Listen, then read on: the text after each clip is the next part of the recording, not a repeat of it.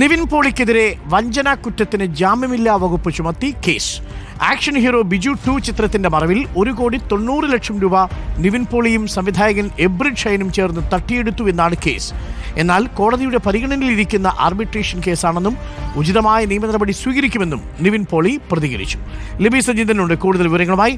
ലിബി സജീന്ദ്രൻ, എന്താണ് കേസ്? ഇതിൽ നിവിൻ പോളി പറയുന്നു ഇവർ രണ്ടുപേരും സുഹൃത്തുക്കളാണെന്നാണ് അറിയാൻ കഴിയുന്നത്.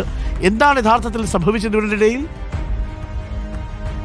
ഡോക്ടർ അരുൺ, നടൻ നിവിൻ പോളിക്കെതിരെ വഞ്ചനാ കുറ്റത്തിന് ജാമ്യമില്ലാ വകുപ്പ് ചുമത്തി പോലീസ് കേസെടുത്തു. നിവിൻ പോളിക്കെതിരെയും സംവിധായകൻ എബ്രിഡ് ഷൈനെതിരെയുമാണ് കേസ്.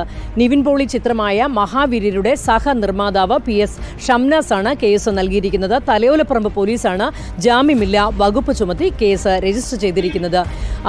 പുതിയ നിവിൻ പോളി ചിത്രമായ ആക്ഷൻ ഹീറോ ബിജു 2 വേണ്ടി 1,90,00,000 രൂപ ഷംനാസിൽ നിന്ന് വാങ്ങി അതിന്റെ അവകാശം നൽകി. എന്നാൽ അത് മറച്ചു വെച്ചുകൊണ്ട് ചിത്രത്തിന്റെ വിദേശ വിതരണാവകാശം ഗൾഫിലുള്ള ഒരു വിതരണ കമ്പനിക്ക് നൽകി എന്നുള്ളതാണ് കേസ്.